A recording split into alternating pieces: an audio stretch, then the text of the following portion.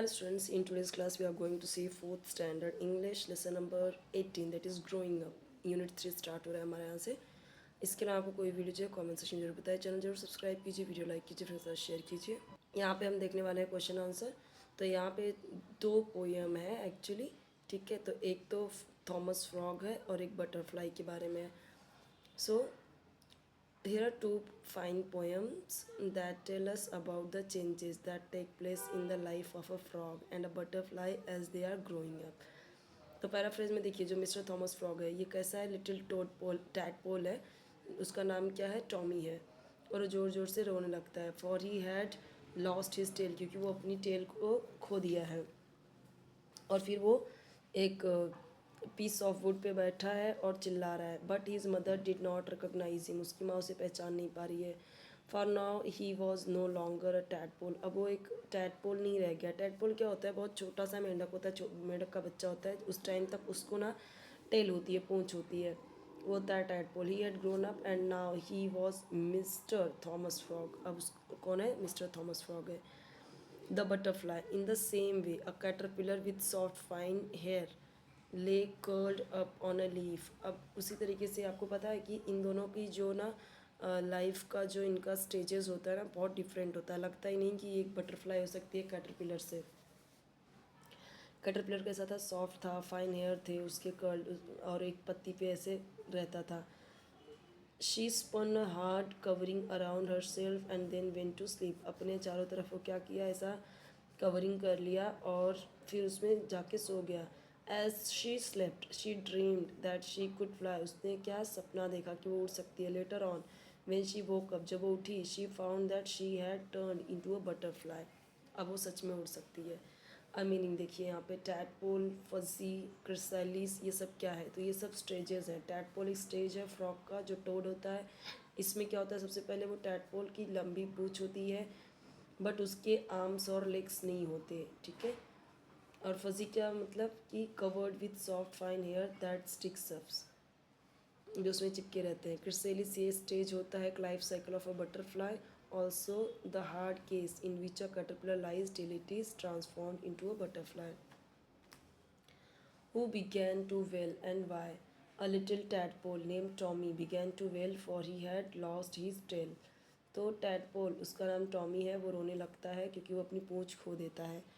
From Tommy Tadpole what did the little tadpole become, from Tommy Tadpole the little tadpole became mister Thomas Frog, क्या बना वो, mister Thomas Frog. Where was the caterpillar sleeping, तो caterpillar सोती है किस पे, एक पत्ते पे। What did the caterpillar change into? The caterpillar changed into a butterfly.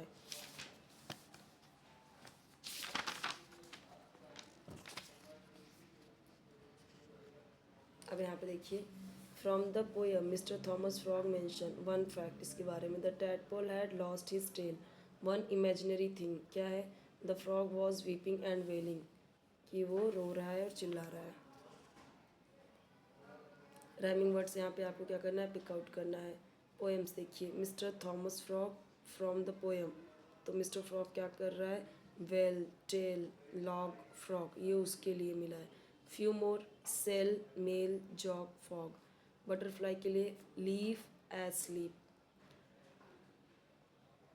Leave asleep, fly, butterfly, jeep, deep, sky, cry, ये उस पोएम से मिला है।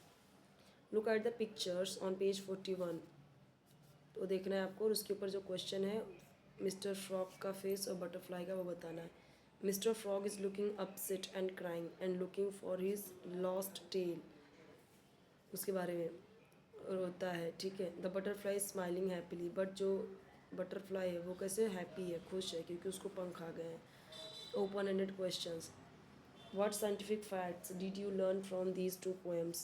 I learned that the tadpole loses its tail when it grows up into a frog, जो frog में convert हो जाता है। The caterpillar sleeps inside a hard case and gets changed into a butterfly that can fly, जो उड़ सकती है। Which of the two poems did you like better and why? तो मिस्टर थॉमस फ्रॉग वाला ज़्यादा अच्छा लगा है, because it was an interesting poem with Tommy Tadpole weeping and wailing, जो रो रहा है वो। Nice names have also been given to the tadpole and frog, the pictures shown are also very interesting. आप अब इसका बटरफ्लाई का भी लिख सकते हो। यहाँ पे टैडपोल का थोड़ा सा डिफरेंट था, डिफ़िकल्ट था, इसीलिए इसने आंसर लिख दिया। अब बटरफ्लाई का आप खुद से लिख सकते हो, इसीलिए वो यहाँ पे नहीं लिखा क्योंकि वो आपके लिए बहुत ईजी है ना।